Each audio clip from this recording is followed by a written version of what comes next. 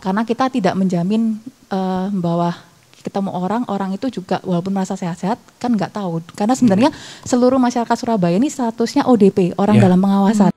Oh. Meninggalnya itu tiba-tiba atau?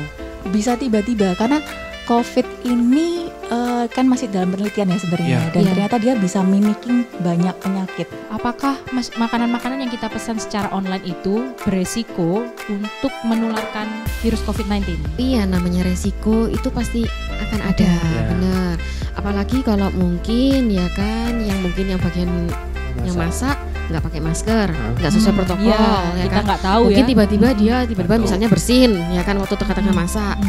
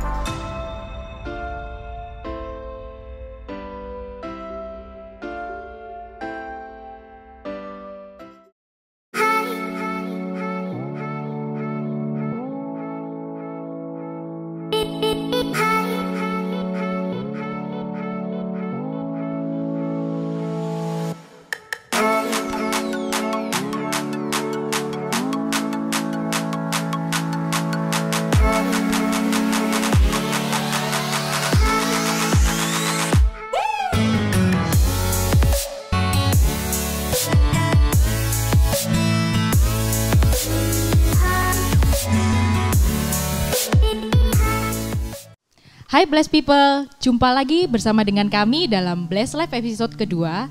We believe we have a blessed life because our life is a blessing. Ya, hari ini kita akan membahas tentang topik yang sangat hangat dan banyak diperbincangkan oleh masyarakat sekitar. Apalagi kalau bukan pandemi virus COVID-19. Blessed People, saat ini di studio kami telah hadir 2 orang sahabat, yaitu 2 orang dokter yang luar biasa. Dan mereka selain sebagai dokter, mereka juga seorang istri dan seorang ibu. Dan saya percaya tentunya di situasi pandemi seperti ini tidak mudah bagi mereka untuk menjalankan peran mereka. Nah, mari kita berkenalan terlebih dahulu dengan 2 dokter yang sudah hadir di studio saat ini. Selamat sore, Dok. Selamat sore. Yang pertama, saya ingin berbincang dengan Dr. Yona. Dr. Yona Simon, spesialis Dokter gigi anak. Dokter gigi anak. Ya, kegiatannya sibuk apa ini, Dok? Sejauh ini kalau pagi ya mengurus anak-anak, ya kan sudah mulai sekolah ya. Kemudian kalau sore biasanya saya praktek gitu. Praktek sendiri ya, Dok? Praktek ya? pribadi. Dan luar biasa, Dokter Yona ini juga pintar membuat kue. Dan selanjutnya dengan Dokter Evelina Larissa Wijaya. Kesibukannya apa, Dok, hari-hari ini? Kalau saya sih lebih antara di rumah sakit, kalau nggak jaga ya di rumah aja sih. Dokter umum saya ya? dokter umum, bekerja di salah satu rumah sakit swasta di Surabaya. Oke, luar biasa. Ya, Dok, untuk sesi pertama ini kita akan membahas tentang informasi-informasi yang cukup membingungkan bagi masyarakat sekitar. Banyak sekali kan masyarakat bingung antara ini fakta atau hoax tentang info-info yang beredar. Jadi kita akan menanyakan beberapa informasi yang cukup center beredar di masyarakat. Dan yang pertama kita akan membahas tentang COVID-19 ini yang beredar. Kan banyak orang berkata kalau COVID-19 ini sangat berbahaya bagi kita semua. Tetapi ada berita yang mengatakan bahwa COVID-19 ini tidak seseram yang dibicarakan selama ini. Bahkan tidak seseram yang dikatakan WHO. Apakah itu benar, Dok?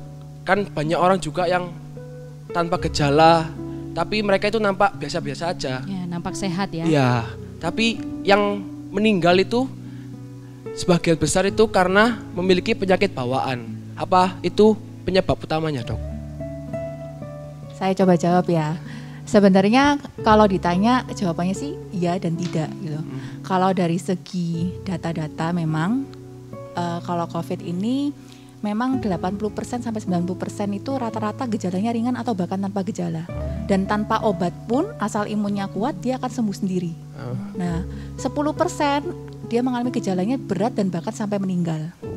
Nah, cuma siapa yang menjamin kita bukan masuk yang 10% itu gitu. Dan memang kalau ada komorbid maksudnya kan penyakit penyerta yang bisa memperparah suatu keadaan ya.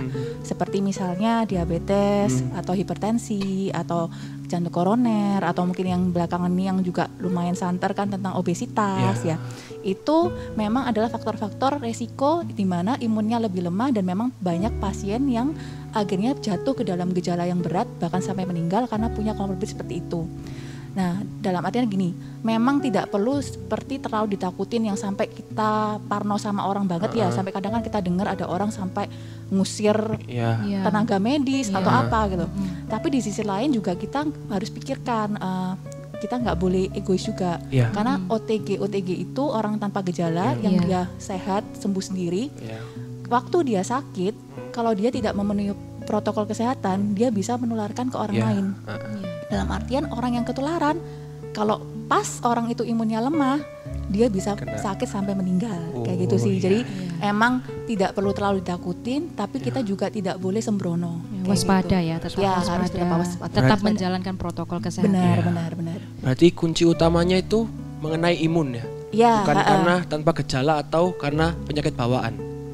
Kunci utamanya imunitas, karena sebenarnya banyak juga orang-orang yang masih muda, apalagi yang kita tiap hari terpapar ya.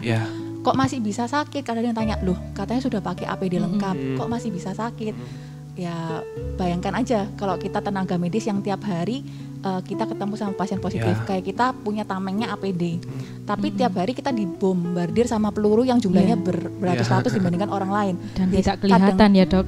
Dan kadang-kadang mungkin ada melesetnya, jadi ada yang kena ya. Tapi puji Tuhan kalau imun kita kuat, selama pun bergejala dan juga atas seizin Tuhan ya pasti kita juga bisa sembuh gitu. Betul. Gitu aja. Omong-omong nih dok, dokter kesini pakai masker. Nah mungkin nanti pemirsa bisa penasaran kenapa kok dokter Evelyn saja yang memakai masker, kita semua tidak memakai masker. Sebenarnya sih kalau di zaman COVID ini, apalagi di Surabaya ini kan black zone ya, transmisi lokalnya kan super ya, masih ada, kita masih berusaha memutus rantai penularan. Sebenarnya sih dimanapun kita berada, apalagi kalau di luar rumah, usahakan tetap pakai masker.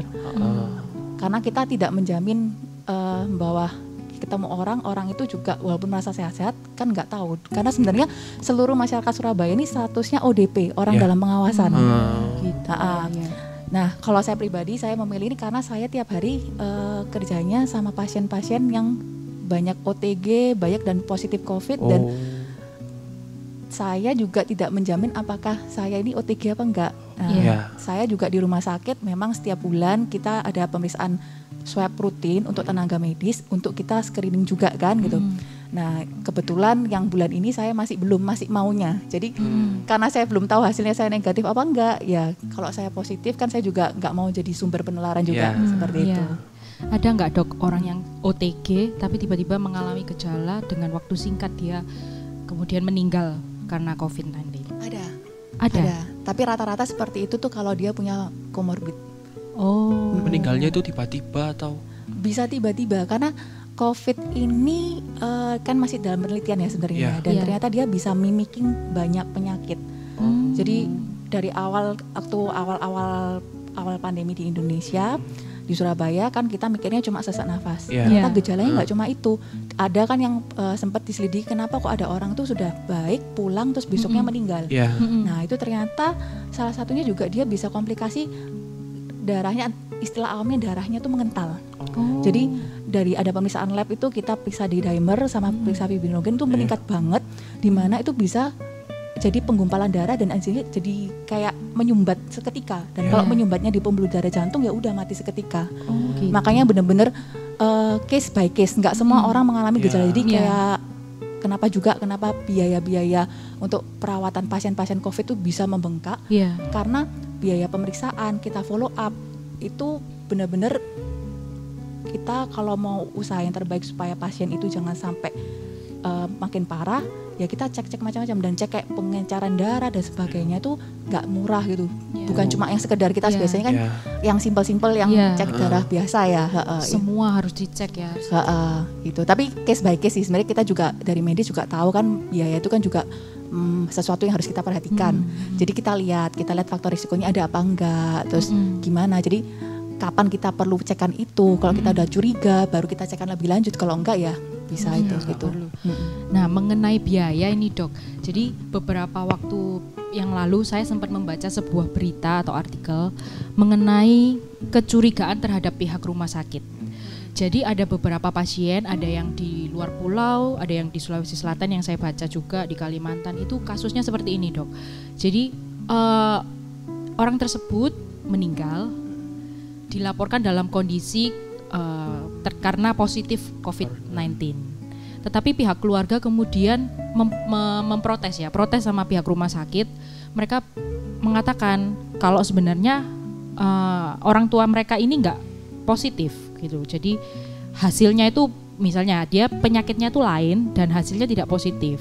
Akhirnya muncul dugaan bahwa apakah pihak rumah sakit sengaja, ada pihak rumah sakit, saya tidak mengatakan semua, tetapi mungkin ada pihak rumah sakit tertentu atau oknum-oknum tertentu yang sengaja melaporkan kematian sebagai kasus COVID-19 agar mendapatkan biaya pengganti dari pemerintah atau santunan dari pemerintah. Atau ada juga yang bilang karena pihak rumah sakit khawatir pihak keluarga tidak mampu membayar, sehingga mereka melaporkan sebagai kematian kasus COVID-19. Apakah benar ada kejadian seperti itu di lapangan? Kalau dalam masalah kita menentukan pasien ini meninggal atau enggak karena COVID, yang pasti kan juga harus ada hasil swab ya. Kita nggak bisa cuma rapid aja. Tapi kalau misalnya swabnya belum sempat diambil, terus rapidnya sudah reaktif, biasanya kita udah anggap yang jeleknya dulu. Karena kan better kita ambil the worst case-nya daripada kita aman-aman terus kita makamkan biasa, terus orang-orang datang jadi sumber penularan kan juga nggak bagus juga ya. Nah, baru takutnya. Nah, kalau masalah yang saya tahu ya, kalau pasien itu kan meninggal kan juga kalau misalnya kita tahu penyebabnya jelas ya kita bisa tentukan dia itu karena COVID apa enggak. Tapi kalau misalnya dia meninggalnya tidak jelas dan tiba-tiba memang di masa pandemi ini apalagi di Surabaya yang areanya ini black zone, kita harus anggap PDP. Jadi semuanya akan dimakamkan PDP itu akan dianggap secara COVID. Karena itu demi keamanan. Kecuali kalau misalnya kadang kan kalau misalnya sudah sempat dirawat 1-2 hari kan sudah diambil swab ya, hasilnya negatif ya sudah, berarti kan dia bebas. Tapi kalau misalnya ternyata hasilnya belum keluar, ya kalau PDP, dari segi medis di masa pandemi ini kita ambil jeleknya, kita anggap PDP. Apalagi misalnya dari foto ronsen atau pemeriksaan yang lain tuh udah curiga ke arah sana, karena itu demi keamanan bersama juga sih. Nah kalau untuk biaya yang saya tahu tidak ada biaya pemberian dari pemerintah kalau pasien itu dimakamkan COVID. Yang ada itu seperti ini, info yang terbaru. Jadi dari Kemenkes itu akan memberikan bantuan dana untuk perawatan pasien-pasien COVID. Jadi di luar BPJS ya. Ini baik swasta ataupun rujukan? Ya, kalau dulu kan cuma BPJS aja yang membantu cover. Nah, kalau sekarang tuh Kemenkes itu dia sudah mengalokasikan dana. Jadi nanti ceritanya itu kalau pasien itu sudah positif COVID dan dirawat di rumah sakit, walaupun swasta maupun pemerintah, itu nanti kalau rumah sakit swasta dia akan bisa klaim, jadi klaim ke Kemenkes. Cuma yang bisa diklaimkan tuh sejumlah berapa saya juga nggak tahu, karena di rumah sakit tempat saya bekerja sendiri, saya tanyakan klaim-klaim itu sudah dimasukkan berkas-berkasnya, tapi dananya belum cair sampai sekarang. Jadi itu sejak kapan itu dok? Itu masih baru-baru kok. Baru ya. Kalau yang dulu jadi memang kalau masalah pandemi ini ya, bahkan saya aja misalnya sehari 2 hari off kerja ya, itu informasinya sudah bisa berubah semua, aturan-aturan pemerintah. Jadi kadang sometimes tuh kita nggak bisa make misalnya katanya bulan lalu aturannya gini. Itu ya bulan lalu, tapi kan ini kan kita teliti terus ya. Terus kita kan juga selalu memperbarui SOP tujuannya untuk yang terbaik kan. Nah, itu bisa berubah. Makanya kalau saya pribadi benar-benar kalau mau cari info yang terupdate gitu. Karena gitu contohnya kayak pembiayaan aja dalam waktu beberapa lama sudah berubah lagi. Iya benar.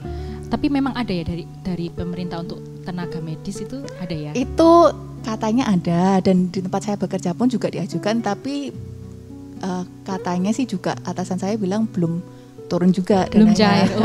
Jadi ya karena itu kan yang sempat digaungkan di berita-berita Kenapa kok ada alokasi dana untuk tenaga medis, dan bahkan Bapak Jokowi presiden kita juga ngomong kan, ayo cepat segera dicairkan gitu kan. Untuk saya kurang tahu ya kalau di tempat lain mungkin beda-beda, mungkin ada yang duluan kan, kita nggak tahu urutannya mana yang didulukan sama pemerintah mungkin yang rumah sakit daerah dulu. Kalau saya kan kebetulan swasta ya. Cuma sih ya kalau dari teman-teman pribadi sih kita sih enggak terlalu mengharapkan. Ya kalau dikasih ya bonus, kalau enggak ya sudah. Maksudnya enggak terlalu ngefek juga gitu. Maksudnya ya itu kan kalau memang dikasih kan ya sebenarnya juga membantu ya, karena kan kita juga APD walaupun rumah sakit swasta kita juga terbatas gitu, terbatas banget. Dan apalagi kan harga-harga kayak masker atau apa kan di zaman sebelum pandemi itu berubah tinggi drastis ya. Walaupun sudah turun ya. Contohnya kayak masker yang saya pakai ini dulu sebelum pandemi satu kotak isinya 50 tuh 20 ribuan. Sekarang berapa? Jadi itu juga sometimes juga walaupun dari rumah sakit ada tapi dibatasin kan. Akhirnya kalau kurang kita harus beli sendiri. Jadi biayanya tuh tenaga medis habis tuh bukan biaya mereka tuh kayak dapat dana itu sebenarnya bukan tujuannya untuk senang-senang, tapi sebenarnya habisnya untuk kebutuhan sehari-hari juga akhirnya gitu. Iya betul. Dan itu harusnya kalau dana dari pemerintah cair bisa dialokasikan ya untuk membantu tenaga medis agar mereka juga lebih terlindungi, karena kita tahu sekarang banyak tenaga medis yang bertumbangan, banyak yang saudara-saudara dari tenaga medis yang tertular, menjadi korban ya. Semoga dananya segera cair ya dok ya, sehingga bisa membantu. Sebenarnya sih kalau saya pribadi sih juga sebenarnya kita perlu itu sih support juga pemerintah itu, karena dana yang mereka keluarkan untuk masa pandemi ini benar-benar besar sih. Makanya kayak saya sendiri juga nggak terlalu mengharapkan ya, puji Tuhan untuk kebutuhan sehari-hari masih cukupi dengan apa yang saya punya gitu, apa yang saya juga dapatkan dari rumah sakit juga kan. Nah sometimes kan masyarakat itu kan susahnya kalau saya lihat tuh kayak gimana ya, mereka juga kadang nggak memikirkan apa yang sudah dilakukan pemerintah. Adanya kan menjulitin pemerintah. Padahal pemerintah tuh juga yang saya dengar ada pasien cerita lumayan utangnya pemerintah untuk dana pandemi ini besar loh. Mereka kan memberikan santunan, mereka memberikan bantuan biaya, sedangkan kita tahu satu pasien biayanya bisa puluhan juta. Mereka berencana memberikan subsidi tanpa dan sedangkan kita sendiri aja ininya kan kayak alokasi dananya itu mereka dapat dananya dari mana gitu. Dan itu aku rasa juga kita perlu perhatikan. Makanya kalau kita mau membantu pemerintah nggak usah yang aneh-aneh, sebenarnya nggak perlu bayar uang atau gimana juga sih. Kita memutus rantai penularan aja itu sudah sangat-sangat membantu. Itu pahlawan dengan diam di rumah gitu. Iya betul. Gitu. Kalau misalnya ada kayak pasien meninggal gitu di rumah sakit, apa itu nggak bisa dicek? Kalau sebelum sudah meninggal tapi belum dicek itu, apakah nanti saat meninggal itu nggak bisa dicek untuk COVID atau bukan gitu? Kalau pas sudah dia meninggal sebenarnya masih bisa sih, karena kan kalau swab itu kan kita ambil dari sampel hidung sama tenggorokan kan, ya bisa sih Mas Ian, selama dia belum kaku mayat ya. Kalau udah kaku mayat kan mulutnya udah nggak bisa dibuka lagi gitu. Atau mungkin mau tes darah rapid, tapi walaupun rapid itu juga nggak menjamin, karena banyak pasien yang imunokompromis, yang imunnya nggak terlalu bagus, waktu di rapidnya negatif tapi waktu di swab hasilnya positif. Jadi bisa sih Mas Ian, tapi sometimes kan kita mikirin ya sudah meninggal terus dibebanin biaya swab lagi buat apa. Jadi kalau misalnya udah kita curiganya PDP ya kita kasih saran ke ini kita makamkannya secara COVID aja ya, karena ini masa pandemi, itu untuk aman untuk keluarganya juga, jangan sampai juga nanti kalau misalnya ada orang-orang yang datang ke, kan kalau misalnya kita bilang nggak COVID kan mereka masih memungkinkan mereka untuk mengelayat dan menyemayamkan jenazahnya kan, dan itu kan resiko. Jadi seperti itu sih. Jadi kadang kita nggak nyarankan kalau udah benar-benar meninggal kita tawarin pun belum tentu mau karena biayanya. Biaya besar. Oke dok, untuk selanjutnya itu kita mau bahas tentang yang agak aneh dan mungkin ini viral di masyarakat sekitar, yaitu tentang kalung anti corona atau antivirus ya. Ya, antivirus. Kan itu banyak sekali di internet, banyak artis-artis yang sudah beli, katanya bisa menangkal untuk supaya tidak terkena itu. Kan banyak kayak misalnya shoot out, atau katanya juga bahwa Indonesia ini sudah membuat juga ada, saya lihat di internet itu katanya ada Indonesia sudah membuat. Apa itu benar dok? Kalung antivirus ini. Ya, untuk menjawab yang untuk kalung ya kan, ini masih lagi dalam proses penelitian ya dok ya. Ya kan, jadinya masih belum dipastikan apakah benar-benar bisa atau enggak. Mungkin dokter Evelyn mau menambahkan? Ya sebenarnya kalau kalung itu kan yang kita bahas kan juga yang kalau nggak salah kandungannya eukaliptus ya. Ya, Iya, itu yang iya. dari Ya, Menteri Pertanian ya. Ya, dari Sebenarnya sih eukaliptus tuh cukup sesuatu obat herbal yang cukup dipakai sudah ratusan tahun sih sebenarnya. Cuma kalau secara medis kita kan lebih lihat sesuatu itu kan nggak cuma berdasarkan katanya ya, harus berdasarkan bukti-bukti penelitian dan memang di medis tuh penelitian tuh ada tingkatannya juga. Baru suatu obat itu kita nyatakan paten itu kalau dia sudah sampai penelitian tahap sekian yang sudah uji coba dan sebagainya. Nah tapi kalau eukaliptus memang banyak digunakan sih. Misalnya kayak kita sendiri aja minyak kayu putih gitu kan ya. Minyak kayu Dan putih itu eukaliptus ya. Dan itu kan juga saya sendiri juga suka gitu dan itu juga membantu apalagi kalau perutnya nggak enak apa itu kalau mungkin di dokter gigi kan juga kayaknya ada ya dipakai juga ya. Terus juga ada beberapa kayak orang yang nafasnya nggak enak atau lagi pilek atau apa menghirup baunya atau apa kan lebih lega. Ya memang secara fakta banyak membantu. Tapi intinya gini, kalau saya dibilang itu menyembuhkan sakit, saya nggak setuju karena tidak ada penelitian yang menyatakan bahwa eukaliptus itu menyembuhkan COVID, belum ada. Ya, adanya itu memang dipercaya kenapa kok bisa membantu atau mencegah itu ada yang menyebutkan dia tuh ada kandungannya kan eukaliptol ya, itu katanya dia juga bekerja pada salah satu enzim virus corona di mana dia menghambat replikasi, jadi menghambat perkembangbiakannya virus. Jadi harapannya dengan adanya eukaliptol itu akhirnya kayak mengurangi dampak tapi bukan menyembuhkan. Tapi sekali lagi dengan adanya pakai seperti itu bukan berarti terus ya udah aku sudah pakai ini aku udah punya perisai jadi aku bebas aku nggak usah pakai masker aku nggak usah cuci tangan. Jadi prinsipnya tuh sama kayak suplemen gitu loh. Kalau kita minum vitamin kan tujuannya kan untuk kesehatan. Tapi bukan berarti kita sudah minum vitamin terus kita makannya sembarangan, terus habis itu nggak cuci tangan, atau apa kan intinya kan kayak nggak berhikmat juga kayak gitu. Jadi kayak itu untuk membantu boleh, tapi bukan untuk menyembuhkan seperti itu. Apalagi mendewakan ya dok ya. Berarti itu, bukan berarti kalau punya kalung itu kita aman ya, cuma sekadar untuk suplemen itu tadi. Dan sama itu, aja berarti ya dok dengan minyak kayu putih. Kalau kita pakai minyak kayu putih efeknya sama berarti ya. Iya bisa sama seperti karena kan kandungannya sama. Jadi karena mungkin lebih supaya masyarakat membayangkan oh kalau kalung ini tuh efeknya ya seperti minyak putih gitu loh. Jadi kan bukan obat ya, bisa cuma seperti itu. Meringankan. Saya sebenarnya juga banyak digunakan di medis sih, contohnya kan di dokter gigi juga, di Australia pun juga mereka juga banyak menggunakan untuk beberapa treatment, tapi bukan treatment menyembuhkan, itu mereka kayak ajuvan, kita bilangnya kayak terapi tambahan, yang bukan untuk menyembuhkan tapi untuk mensupport gitu. Oke, sekarang ada pertanyaan selanjutnya. Ini sepertinya ranahnya Dokter Giona sebagai dokter gigi ini.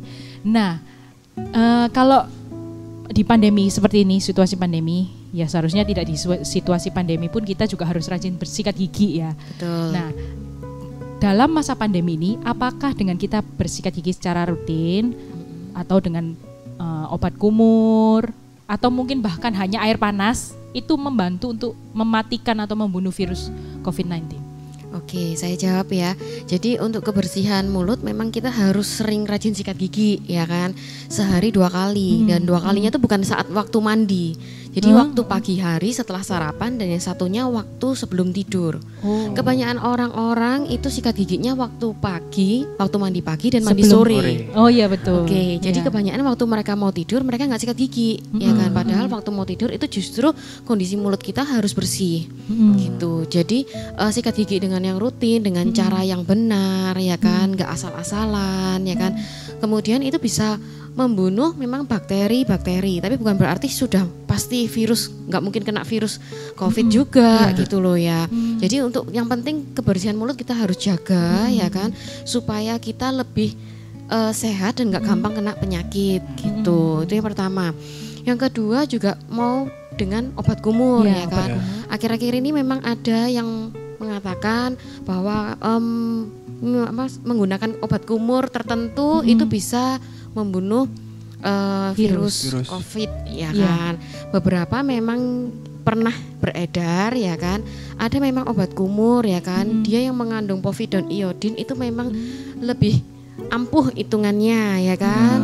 Tapi itu pun juga kita kumurnya juga harus tepat juga ya kan. Kumur-kumurnya selama 30 detik ya kan. 30 detik ya dok ya? 30 detik, jangan 30 menit. Lama juga ya? Kalau 30 menit lebih lama lagi. Sudah keburu ketelan. Iya betul. Mungkin keburu ketiduran ya.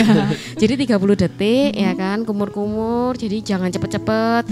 Kemudian setelah itu kita perlu mengadah ke atas ya kan, 45 derajat. Terus kita kayak gargle, jadi kayak gargle supaya kena ke daerah belakang, bener gitu. Tapi juga bukan berarti kalau gitu saya kumur ya dok ya sehari 1 galon ya supaya ya nggak bisa juga gitu ya. Ada batasannya ya dok? Iya, tetap semua tuh tetap juga ya, meskipun kita semua sudah tetap menjaga, tapi ya itu kan kayak protokol kesehatan kan juga kita harus tetap. Jangan mendewakan. Oke, kalau gitu saya langsung beli 1 galon, ya kan sehari saya 1 galon kumur ya juga percuma gitu. Kalau berapa misalnya, kali dok sebaiknya? Kalau kumur ini lebih baik sih sebenarnya sih tidak dilakukan setiap hari. Kecuali ya mungkin pada saat sakit gigi atau mungkin mulai ada gejala-gejala yang mungkin badannya panas, batuk pilek, ya kan sakit tenggorokan lah kan sudah mengarah ke penyakit COVID ya kan. Nah itu mendingan lebih disarankan untuk kumur-kumur dengan povidone iodin. Tapi kalau misalnya kondisi baik-baik saja menurut saya sih nggak perlu. Nggak perlu ya. Iya. Cukup gitu. dengan sikat gigi gitu. Sikat gigi yang rutin ya kan, makan sayur buah yang banyak, menghindari makanan-makanan manis dan lengket ya kan. Apalagi untuk anak-anak biasanya suka makan permen coklat, apalagi yuk mungkin di rumah mungkin mamanya nyetoknya banyak banget kan, biskuit-biskuit atau mungkin bahkan es krim supaya anaknya nggak rewel. Ya itu lebih baik dikurangi dan diganti camilannya dengan buah dengan jelly ya kan. Jadi makanan-makanan yang lebih sehat. Kalau air hangat membantu nggak dok untuk membunuh atau mengurangi virus gitu? Kalau air hangat itu untuk efek ibaratnya kayak melancarkan peredaran darah di daerah rongga mulut gitu. Jadi bukan berarti untuk bisa menghilangkan, enggak juga sih gitu. Tetap harus sikat gigi itu yang lebih efektif daripada cuma kumur-kumur air hangat. Paling nomor 1 berarti sikat gigi secara rutin. Kalau pagi setelah sarapan ya dok. Kadang kan orang mandi dulu nih, mandi sambil sikat gigi baru sarapan kan gitu. Itu salah ya dok ya? Iya, lebih baik setelah sarapan ya kan, setelah malam sebelum tidur. Nah itu dia yang harus bless people. Ini cukup simpel ya sebenarnya ya, menjaga kesehatan gigi, tapi banyak yang istilahnya lupa atau meleset gitu ya. Betul. Malam habis makan malam lupa mau sikat gigi, aduh lagi nyamil-nyamil lagi ketiduran kan gitu. Itu ternyata sangat ini ya dok, berbahaya ya untuk gigi kita ya. Nah ngomong-ngomong nih dok, dokter Yonani kan masih tetap praktek ya di masa pandemi seperti ini, tapi prakteknya praktek sendiri ya. Iya, kebetulan saya juga ada sebenarnya saya ini praktek di rumah sakit swasta. Tapi karena pandemi ini untungnya saya bisa cuti hitungannya gitu. Jadi saya sementara cuti yang di rumah sakit swasta dan sempat kapan hari waktu awal-awal COVID ini masuk ke Surabaya ya kan, saya sempat off praktek saya. Memang dihimbau untuk off untuk dokter gigi. Karena kenapa? Karena kita memang rentan banget ya kan, bisa tertular. Istilahnya paling rentan ya dokter gigi ini ya. Nah waktu itu kan memang juga lebih baik dihimbau tidak praktek, jadi saya sempat menutup praktek saya. Tapi waktu saya menutup praktek saya ini sekitar 1,5 bulan ya, itu banyak pasien-pasien yang mengeluh giginya banyak yang sakit ya kan. Mereka cari dokter gigi juga nggak ada yang buka ya kan. Waktu itu saya juga sempat galau ya kan. Ibaratnya saya ini mau menerjunkan diri ya kan. Ya kan saya juga mikir juga gitu kan. Apalagi ada anak. Benar, saya masih kecil-kecil, suami ya kan. Terus kebetulan ya saya mikir ya kan, kok lama-lama saya ini tergerak ya, mungkin setiap saya berdoa kok saya ini tergerak gitu, Tuhan menggerakkan hati saya, kok seakan-akan saya ini kayak kabur gitu loh rasanya sebagai dokter. Seharusnya ini saya malah harusnya membantu mereka, tapi kenapa kok saya ini ibaratnya kayak nggak mau tolong mereka gitu loh. Jadi saya diskusi sama suami beberapa hari, akhirnya suami ACC. Karena ACC itu akhirnya saya membuka praktek tapi hanya khusus untuk urgent ya kan. Jadi kondisi-kondisi urgent yang tidak bisa disembuhkan, maksudnya tidak bisa mereka reda sakitnya, nggak bisa reda karena minum obat, dan itu mereka harus ke dokter gigi ya akhirnya. Ya, protokolnya seperti apa dok kalau ke dokter gigi, dan urgentnya itu se-urgent apa yang menurut dokter gigi ini apa ya istilahnya wajib untuk langsung ditangani gitu. Oke, jadi urgentnya itu dalam kondisi pasien nggak bisa tidur malam, jadi kondisi tidur tuh dia nggak bisa nyenyak dan tiba-tiba kebangun kesakitan, ya kan? Mungkin kok bahkan untuk anak-anak tuh mereka akan menangis, ya kan? Itu yang pertama. Yang kedua, adanya bengkak. Jadi pipinya itu tiba-tiba bengkak, ya kan, anaknya nggak mau makan, ya kan, nggak mau minum, nangis, apalagi badannya panas, ya kan, itu harus juga segera ke dokter gigi, gitu. Di luar itu, di Lebih luar baik kita kriteria ditunda. itu lebih baik ditunda ya Lebih dok baik ya. ditunda, atau kalau misalnya memang ada sakit, kalau bisa ya minum obat pereda, Sakit. benar, gitu. Oke. Nah, sehubungan dengan mulut nih, masih sehubungan dengan mulut. Karena kita masyarakat ini kan kemarin ada PSBB, sekarang sudah nggak PSBB, tetapi banyak yang masih tentunya harus stay at home ya. Jadi takut untuk membeli makanan di luar atau maksudnya ke restoran gitu. Mereka takut. Jadi sebaiknya banyak yang masak, tapi mungkin kadang-kadang kita kan capek ya pengen nih makan yang biasanya favorit kita dari restoran mana, akhirnya memesanlah lewat online. Nah, ini juga yang sering menjadi pertanyaan masyarakat adalah apakah makanan-makanan yang kita pesan secara online itu beresiko untuk menularkan virus COVID-19? Ya, entah dari bungkusnya atau bahkan makanannya sendiri itu beresiko enggak? Karena ada yang dokter A, dokter B itu beda-beda kan jawabannya. Ada yang bilang, oh enggak, ternyata virus COVID ini tidak ditularkan lewat makanan, tetapi ada yang bilang ditularkan. Nah, ini sebenarnya seperti apa sih dok? Ini bingung gini, masyarakat masih banyak yang bingung. Kalau memang untuk tertularnya lewat makanan itu memang belum ada ya penelitiannya secara pasti, ya kan. Tapi ya namanya resiko itu pasti akan ada. Benar. Apalagi kalau mungkin ya kan yang bagian yang masak nggak pakai masker, nggak sesuai protokol, ya kita kan. nggak tahu mungkin ya. tiba-tiba dia misalnya bersin, ya kan, waktu tengah-tengah masak, ya kan. Kalau atau enggak mungkin yang waktu bungkus makanannya, ya kan, bungkus makanannya, atau bahkan mungkin yang mengantarkan, ya kan. Mungkin dia juga lagi nggak enak badan, ya kan. Tapi dengan tuntutan dia harus kerja, kalau enggak dia mungkin tanggungan anak dan istri di rumah, takutnya mereka nggak bisa membeli makanan. Jadi kan akhirnya driver itu kan mau nggak mau mereka harus keluar rumah, gitu kan. Nah, itu kan hal-hal itu juga bakalan terjadi sih. Jadi meskipun kemungkinannya mungkin kecil gitu.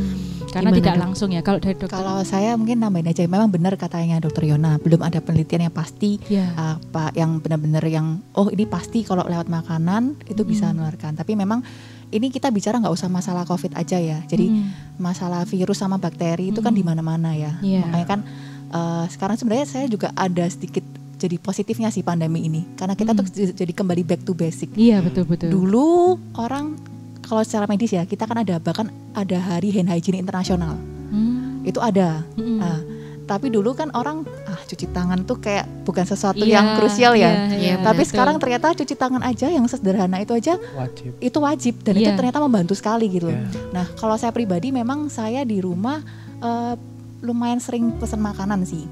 Dan memang kalau di rumah saya sendiri protokolnya karena kan memang penularan tuh kan tidak selalu harus ketemu orang ya, tapi lewat barang. Karena kan kita tahu kebetulan kok ya virus COVID ini dia lumayan di beberapa media bisa bertahan tergantung suhu dan sebagainya ya.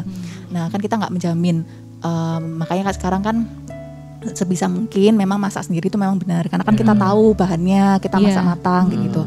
Nah lebih penularan itu lebih biasanya dari kemasannya sih. Dan balik lagi ke protokol kesehatan, karena kan penularannya dia tuh kan kalau dia masuk ke mukosa tubuh, entah itu mulut, hidung, kita hirup atau lewat mata gitu. Nah kalau misalnya kita pegang terus ternyata yang bungkusnya kita pegang tuh ternyata ada virus corona ataupun bakteri-bakteri, terus kita nggak cuci tangan, terus kita megang mulut megang muka, nah itu kan jadi penularan. Tapi kalau misalnya kita pegang walaupun itu ada virusnya, terus kita cuci tangan, terus kita sesuai protokol kesehatan ya 90% saya bisa bilang juga nggak akan semudah itu tertular. Nah kalau untuk makanannya tadi ditanyakan mateng apa enggak itu ya, ya memang sebaiknya kalau misalnya kita tahu sendiri ya sebelum zaman pandemi pun makanan kalau misalnya dimasak dengan benar-benar masak itu kan lebih aman dari cacing, dari bakteri, karena kan dengan suhu yang panas itu kan dia mati membunuh. Tapi kalau makanan dingin gimana? Ya kalau dari segi medis ya, ini kemudian teman saya ada yang dokter penyakit dalam. Ini waktu awal COVID dia bilang, dan saya juga merasa bersyukur. Jadi saya tuh benar-benar merasa wow, Tuhan tuh memang luar biasa ya nyiptain kita ya. Asam lambung itu yang membunuh kuman. Jadi termasuk virus bisa. Jadi tapi ya itu dengan asumsi juga bagus kondisi lambungnya. Beda ya kalau misalnya ternyata ada masalah di lambung, misalnya ada luka di lambung, terus dia mungkin dia mah punya gitu, Dok. Kalau punya sakit mah? Sebenarnya kalau punya sakit mahnya apa dulu? Kalau dia asam lambung berlebihan, ya sebenarnya secara logika asam lambungnya membantu. Tapi kalau sakitnya ternyata dia ada luka di lambung, itu kan juga berarti kan tidak intak. Jadi sebenarnya Tuhan tuh sudah memberikan kita perlindungan tuh banyak. Bahkan kulit ini sebenarnya di medis kulit itu adalah perlindungan pertama. Makanya kenapa kalau yang nggak terlindungi terlalu itu kan memang mukosa ya. Nah, tapi kalau kulit misalnya kita luka, itu juga jadi terbuka. Itu pun juga kalau kita kena bakteri ataupun virus itu masuk kumannya. Makanya kalau luka kan harus dibersihkan. Terus kadang kita harus pakai sarung tangan kalau misalnya ke tempat-tempat yang kita curiganya itu juga paparannya tinggi. Karena apa? Siapa yang menjamin kita nggak ada luka-luka sedikit? Biasanya ketahuan ada luka di kita apa enggak itu kalau kita pakai hand sanitizer atau pakai apa kerasa perih. Nah, itu kan sebenarnya kan berarti nggak intak. Kalau nggak intak berarti kan itu celah untuk virus itu bisa masuk. Jadi sebenarnya kalau aku pribadi sih melihat Tuhan itu luar biasa sih, ngasih kita imun, ngasih kita perlindungan tuh macam-macam, bahkan asam lambung tuh juga gitu. Makanya harus bijaksana juga caranya supaya nggak sampai mah atau apa kan makan teratur. Ya balik lagi, akhirnya semuanya balik pola lagi. Hidup yang pola sehat. hidup, iya seperti itu. Kalau makanannya di microwave gitu, misalnya kan orang ngomong, oh kalau kita supaya terhindar dari paparan virus lebih baik makanannya sebelum kita konsumsi kita microwave dulu. Ini khusus makanan online ya, yang kita pesan dari online. Kita microwave minimal 2 menit itu sudah aman. Gitu apa betul, Dok, seperti itu?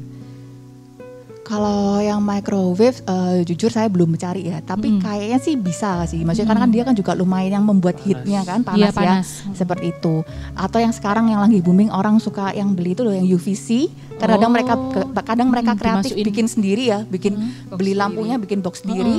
Nah itu kan juga memang UVC itu kan memang secara klinis memang terbukti dia memang biasanya sering pakai untuk steril alat juga kan. Betul. Dan itu memang cuma untuk bukan makhluk hidup ya, jadi memang itu bahaya juga sebenarnya untuk makhluk hidup. Jadi kalau kita punya alat seperti itu pun jangan sampai kita ngelihat langsung atau kita sering terpapar di kulitnya karena itu bisa efek sampingnya bisa kanker kulit dan sebagainya. Tapi itu bisa dilakukan dan itu dan kayaknya juga banyak orang yang sudah jual dan juga kadang kalau di rumah saya kebetulan temennya adik saya bikin sendiri terus disumbangin dikasih ke rumah. Gitu. Jadi lumayan membantu banget. Boleh itu. Deh, Dok, mau Dok satu. Iya, itu alternatif aja sih, alternatif. Apalagi kan misalnya kayak orang-orang yang sering banget belanja-belanja. Kayak saya pun juga pulang dari rumah sakit, kebetulan kan saya ini sampai detik ini hidupnya sendiri di kamar di lantai 2. Oh, memang mengisolasi diri. Iya, jadi jadi kayak social distancing sama orang rumah karena kan saya nggak tahu kapan saya OTG ya. Jadi kalau protokol kesehatan di rumah saya pulang kerja sepatu saya di luar, terus disemprot disinfektan itu juga buatan sendiri kebetulan adik saya yang bikin. Terus masuk itu barang-barang saya masukin ke box UV itu, masukin, terus saya langsung mandi. Jadi nggak boleh ngapa-ngapain dulu, langsung mandi. Baju yang saya pakai semuanya atribut saya rendam sama deterjen karena itu juga sudah membunuh virus dan kuman gitu. Setelah saya sudah selesai semuanya, baru saya bisa ketemu sama keluarga, itu pun jaga jarak gitu. Apalagi kalau karena baru saya lebih berani kalau saya habis swab hasilnya negatif. Tapi kalau sudah lama nggak di swab, betul. Itu untuk menjagai orang sekitar ya.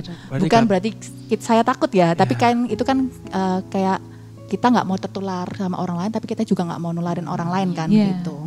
Nggak bisa sentuhan secara langsung pada anak gitu. Kalau belum misalnya tesnya belum keluar itu berarti nggak bisa ketemu langsung gitu. Nah sebenarnya ya kalau kita bersentuhan pun sama pasien COVID itu pun ya sebenarnya selama kita protokol kesehatannya benar, kita cuci tangan nggak apa ya sebenarnya nggak apa-apa. Meminimalisir tuh bisa gitu loh. Tapi masalahnya anak-anaknya. Nah kan kebetulan saya nggak punya anak ya. Tapi kalau misalnya kayak dokter teman saya yang punya anak tuh kadang dia susah karena anak-anak tuh siapa yang bisa menahan mereka untuk nggak pegang muka sebelum cuci tangan. Jadi yang lebih kita pikirkan tuh bukan masalah kalau saya nyentuh anak saya terus anak saya nanti ketularan tuh enggak juga sih, tapi lebih anak-anaknya tuh susah kan kita ngatur supaya mereka nggak langsung megang muka atau cuci tangan karena mungkin juga bukan dari si ibu yang nularin, mungkin dari barang-barangnya yang kita nggak tahu anak-anak itu. Makanya bener-bener sih yang terakhir baru ini kan yang di WHO kan ngomongin soal anak-anak ya, anak-anak sebagai sumber penularan. Dia bilang kan yang masalah sekolah boleh buka lagi apa enggak. Nah, itu kan juga benar sih karena yang paling kita utamakan kan kesehatan anaknya. Karena apalagi anak-anak yang usia TK, playgroup, SD, itu kan kalau ketemu teman sekarang aja mereka di rumah pengennya ketemu sama teman kan, pengen main. Nah, siapa yang menjamin waktu dia masuk sekolah dengan masa yang transmisinya sekarang lagi gila-gilaan, ternyata ada temennya yang OTG, kita pun susah kan, maksudnya mencegah mereka supaya mereka, namanya anaknya kan polos ya, mereka kan nggak paham ya gitu. Tapi itu sebenarnya juga nice sih, saya pernah dengerin ada dokter spesialis juga yang tentang membicarakan tentang persiapan sekolah lagi. Itu juga bisa sih sebenarnya, kita mulai dari sebelum nanti sekolah dibuka kita sudah latih mereka protokol kesehatan dari sekarang. Karena anak-anak itu prinsipnya kalau cuma diajarin sekali 2 kali pasti nggak nyentel. Jadi harus sudah dibiasakan, terus kasih reward, mereka seneng.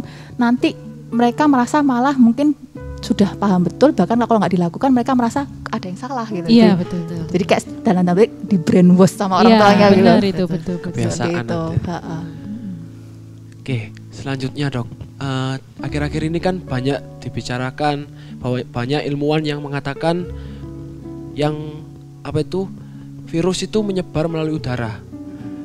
Mereka memaksa WHO tuh supaya cepat-cepat ngumumin ke informasi ke media-media supaya tahu kalau masyarakat itu bisa COVID itu bisa melalui udara. Jadi banyak orang juga bingung, masa dengan udara itu COVID bisa nyebar begitu luas gitu. Apakah benar itu dok? Airborne ya, yang pasti, yang sudah pasti itu in certain medical setting. Jadi misalnya kalau contohnya di gigi itu kan dia buka mulut terus belum lagi dia batuk kan dia bisa keluar aerosolnya. Jadi aerosol tuh beda sama droplet. Kalau droplet tuh paling cuma jarak 1-2 meter. Aerosol tuh dia bisa disperse di udara. Kita bilangnya airborne. Dan apakah itu bertahan di udara? Cukup bisa bertahan, tapi kan ada umurnya. Karena kan virus itu tidak bisa bertahan lama di luar kalau tidak masuk ke dalam sel hidup. Nah, kalau HIV contohnya ya, kalau HIV bahkan tidak perlu waktu lama, dia makanya kenapa kok kita nggak perlu parno sama orang HIV? Karena kalau misalnya dia kecipratan darah, terus kita kulitnya intak atau apa, dia tuh nggak lama sudah sebenarnya sudah mati virusnya, karena dia butuh sel hidup. Nah sama halnya juga yang di virus COVID ini, dia kan kayak ada waktu-waktunya kan, kita sering tahu ya kalau di kertas berapa lama, ya itu pun juga ada waktunya. Jadi memang nggak terus-terusan gitu. Tapi kalau misalnya paparannya yang mengeluarkan terus-terusan, ya kesannya jadi terus-terusan gitu. Nah kalau untuk airborne, WHO sendiri pun bilang memang yang beberapa yang sudah mengadakan penelitian airborne itu kan ada negara-negara tertentu, kalau nggak salah dia bilangnya Eropa atau gimana, yang memang dari penelitian itu terbukti airborne gitu. Dan tapi harus diperhatikan ya, jadi benar-benar antara satu negara sama negara lain, jangan negara, antara satu kota sama kota lain tuh bisa berbeda. Lebih ke gini sih, lebih kalau yang kita sekarang bisa kita pastikan ya, yang pasti jangan bergerombol, jangan di ruang tertutup. Ya, kenapa? Walaupun droplet pun, tapi kalau bergerombol di ruang tertutup, nanti kesannya jadi kayak airborne juga. Contohnya gampangannya kalau kita makan durian gitu ya. Kita kalau makan durian di ruang terbuka sama makan di ruang AC, baunya lebih sedap di mana? Iya, betul, di ruang AC. Jadi ventilasi juga sih. Jadi makanya kalau misalnya kebetulan kenapa juga di Indonesia kok susah banget ya, selain pertama kan kita lihat juga masyarakatnya nggak susah untuk di protokol kesehatan, di sisi lain kepadatan penduduknya. Misalnya kayak di New Zealand, kenapa kok mereka sekarang kan sudah dibilang sudah sampai dikasih penghargaan kan sama WHO, mereka sudah bisa menurunkan angka, bisa kembali bersekolah. Pertama kita lihat di New Zealand tuh, saya tidak pernah ke sana ya, tapi saya tahu di sana tuh jarak satu rumah sama rumah lain tuh jauh banget. Rata-rata kan semuanya ladang-ladang semua, dataran kayak gitu. Otomatis kan kepadatannya sedikit, otomatis tanpa disuruh pun sudah social distancing. Iya. Ya kan? Deket-deketan. Terus Ya. budayanya juga kan orang Indonesia kan budayanya kumpul-kumpul itu. Nongkrong ya dong.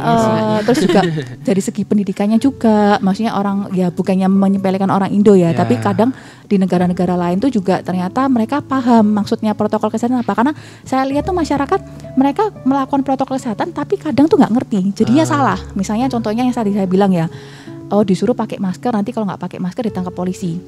Tetap nggak pakai masker, tetap pakai maskernya tuh cuma kalau kelihatan polisi. Ya. Nggak ada polisi diturunin Diturunin. maskernya. Nah, berarti kan sebenarnya nggak dapet esensinya kan. Ya, Padahal sama tujuannya aja. kita tuh bukan masalahnya mau nangkep kamu apa enggak gitu, tapi tujuannya tuh untuk kebaikan. Sedangkan kalau orang-orang yang lain di luar negeri kebetulan mereka lebih paham. Atau mungkin kasusnya lagi kalau di China kan komunis ya, Ya. kan lebih otoriter. Nah di sana di kita sangat kita demokratis. Jadi di sana lebih cepat. Kenapa? Karena lumayan sampai saya kan punya ada kenalan misionaris ya di sana. Waktu zaman awal-awal COVID itu pemerintah tuh sampai dia merasa diperlakukan seperti hewan sama pemerintah.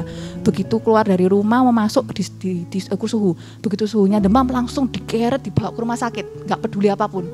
Terus intinya benar-benar terus di screening semua. Jadi kayak otoriter satu sisi kesannya kok jahat, tapi di sisi lain akhirnya lebih cepat selesai Ya, pandeminya ya. gitu. Tapi bukan berarti nggak ada kasusnya loh, kasusnya masih tetap ada, cuma sudah landai. Sudah turun. Gitu sih. Kita lanjut lagi nih dok untuk pertanyaan yang keenam. Nah, sebetulnya apakah sudah ditemukan obat untuk menyembuhkan penyakit COVID-19 ini? Baik itu rempah-rempah, kan kita banyak sering ya, oh ini jamu anti corona atau yang lain-lain. Atau secara kimia, karena baru-baru ini kan memang ada di berita ya, viral juga obat dari Cina dan segala macam. Apakah betul obat-obat tersebut mampu untuk menyembuhkan virus COVID-19 ini? Ataukah belum? Ya, kalau untuk yang obat-obatan pasti untuk menyembuhkan COVID memang belum ada ya kan. Tapi dengan adanya rempah-rempah itu tuh bagus untuk kesehatan ya kan. Meningkatkan daya tahan tubuh ya kan. Dengan misalnya seperti kunir ya kan. Itu kan juga bagus juga buat tubuh. Jadi intinya sih kita makan atau mengkonsumsi sesuatu yang bisa menaikkan daya tahan tubuh Imunitas kita. ya. Benar. Entah itu herbal ya kan. Itu pun juga vitamin-vitamin juga rata-rata juga dari herbal ya dok ya. Ya kan, jadi macam-macam gitu loh. Yang penting kita makan makanan juga yang bergizi ya kan. Terus minum yang rempah-rempah itu pun juga boleh gitu. Oke. Kalau dari saya sih secara medis belum ya. Jadi semua protokol obat antivirus, antibiotik atau sekarang ada obat yang macam-macam lah ya di protokol di rumah sakit itu kan banyak yang sampai yang sempat booming juga yang steroid itu yang katanya orang sampai beli semuanya mau beli semua. Itu semuanya under trial. Under trial. Dan dalam segi medis tidak segampang itu kita membuat suatu obat itu paten untuk suatu penyakit. Bahkan kalau kalian tahu TBC sendiri pun kan dulu sempat pandemi ya zaman dulu ya.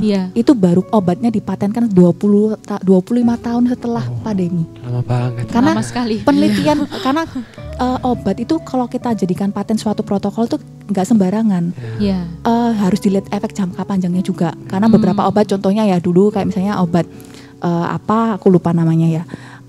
Bagus untuk ini, emang bagus. Tapi ternyata penelitian jangka panjang dia efeknya membuat janinnya jadi cacat bawaan atau apa. Jadi dalam segi medis tuh satu obat kalau bisa sampai masuk FDA atau sampai masuk MIMS ya kalau di Indonesia itu penelitiannya super panjang. Jadi panjang dan memang ada tahapan-tahapannya. Jadi kayak yang sekarang dipakai antivirus atau antibakteri itu juga sometimes beberapa tuh dia menyadur dari wabah SARS ataupun wabah flu burung atau flu babi. Karena kan sebenarnya masih satu famili ya, coronavirus juga cuma beda tipe. Jadi obat ini dulu di zaman pandemi itu membantu. Siapa tahu membantu di zaman ini gitu. Daripada kita nggak dikasih obat, masa orang sakit dibiarin aja kan kayaknya kok nggak etis juga ya. Dan ya kita pun juga kalau aku pun bayangin kalau aku sakit ya sudahlah ada obat trial pun aku coba. Soalnya daripada nggak ada sama-sama ujung-ujungnya tambah nggak enaknya ya mending dicoba kalau ternyata membantu ya. Puji Tuhan kayak gitu. Jadi memang semuanya under trial dan case by case. Intinya satu pasien dengan pasien lain itu bisa protokolnya bisa sedikit berbeda.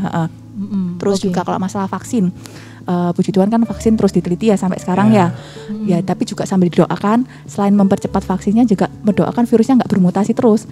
Karena vaksin itu dibuat untuk subtipe yang ini. Tapi kalau dibuat ini jadi ternyata ada subtipe baru, berarti kan harus bikin lagi. Teliti lagi. betul. Makanya contohnya kayak vaksin influenza. Iya. Nah, itu kan di luar negeri booming, di Indonesia pun juga ya lumayan lah ada orang yang siap. Dan kenapa kok vaksin influenza diberikannya setiap tahun kan? Sedangkan kalau vaksin cacar sekali seumur hidup. Iya, sekali. Nah, karena virus itu beda sama bakteri juga ya. Kalau virus itu kebetulan dia tingkat mutasinya cepat banget. Nah, influenza khususnya itu lumayan cepat bermutasi. Jadi kenapa kok setiap tahun juga diperbarui? Karena biasanya strain baru lagi. Jadi Kayak dalam gitu. waktu 1 tahun itu virusnya ganti gitu.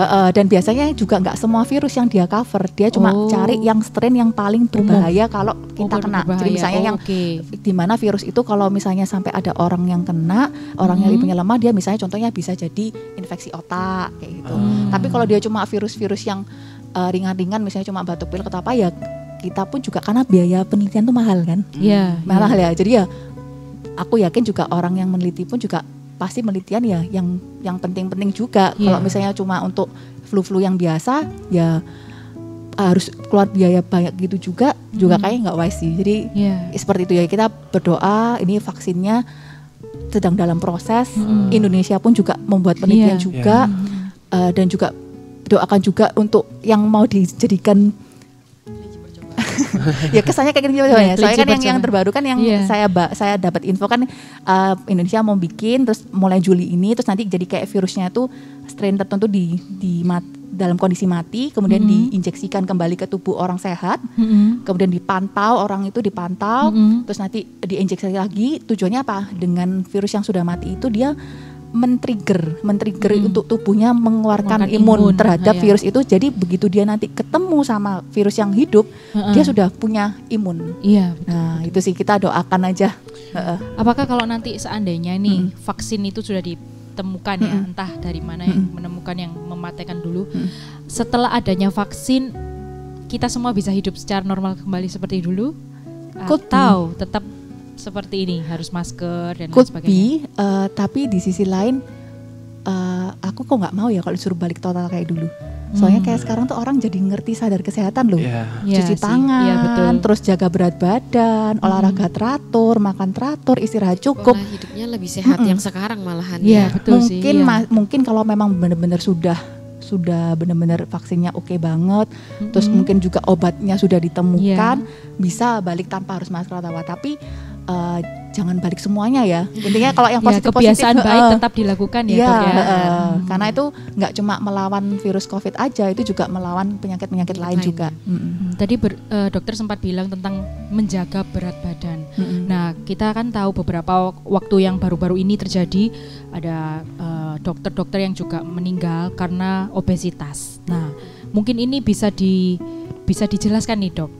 Apa hubungan antara virus COVID-19 ini dengan obesitas? Karena kalau memang orang tersebut ada penyakit bawaan seperti hipertensi, jantung dan lain sebagainya, kita sudah paham ya kira-kira virus ini bisa seperti itu. Tapi yang cukup baru kan sekarang tentang obesitas ini.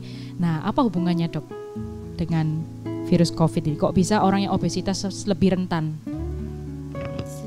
Kalau jujur kalau saya belum cari ya, tapi pasti ada yang meneliti di bidang itu. Cuma memang secara nyatanya yang terjadi dan kebetulan juga orang-orang sekitar saya dan juga pasien-pasien tuh bahkan usia muda dia nggak punya sakit apa-apa, cuma satu kelebihan berat badan, ternyata bisa sampai sakitnya berat bahkan meninggal gitu. Dan itu terjadinya nggak cuma di tempat saya kerja, di tempat-tempat teman-teman juga di daerah-daerah juga seperti itu. Dari situ kan sudah ada gambaran kan, oh berarti ini juga salah satu faktor resiko yang ternyata dia memperberat gejala COVID gitu. Itu pertama. Nah, kedua, terlepas dari COVID sendiri, dari zaman dulu namanya obesitas di medis itu adalah faktor resiko terhadap penyakit metabolik. Penyakit metabolik itu contohnya apa? Diabetes, jantung koroner. Jadi secara nggak langsung juga sebenarnya itu juga nanti kalau misalnya bukan masalah COVID pun nanti orang yang terlalu lebih rentan terhadap penyakit metabolik. Dan kita sudah tahu kan bahwa penyakit metabolik yang dibicarakan ternyata juga membuat imunnya makin lemah. Jadi mungkin terlepas dari saya belum cari jurnalnya, itu aja sudah bisa kita kira-kira benang merahnya kan ada juga Iya. gitu. Oke, Apa obesitas itu bisa menurunkan imun manusia? Saya rasa sih bisa. Karena melihat memang dari segi medis juga ternyata dengan pasien-pasien yang obesitas dia keluhan penyakit-penyakit di masa depannya pun banyak, bahkan di medis tuh obesitas pada anak, makanya kan kadang kan ibu-ibu tuh kan suka ya, anaknya gemuk ya gini-gini, padahal sehat apa tidaknya anak itu tidak tergantung gemuk apa enggak. Ya, yang betul. penting memang sesuai dengan misalnya kalau di dokter anak kan grafiknya, Ya, KMS ya. kayak gitu.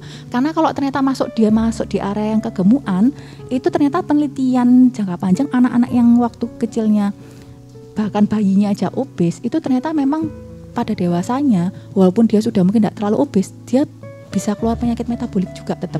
Oh. Jadi itu kayaknya mungkin lumayan pengaruh, akhirnya kayak lumayan mempengaruhi kondisi di dalam tubuhnya ya. Iya, Jadi iya. bisa dibilang sih, kalau saya sih gampangannya gini, segala sesuatu yang berlebihan atau terlalu kekurangan tuh nggak Iya, nggak baik bagus gitu. ya. Yang bener tuh pas-pas aja. Oke. Terlalu kurus juga imunnya lemah, kurang Iya, gizi betul. kurang, gizi lebih juga imunnya juga nggak Ya. bagus kayak gitu.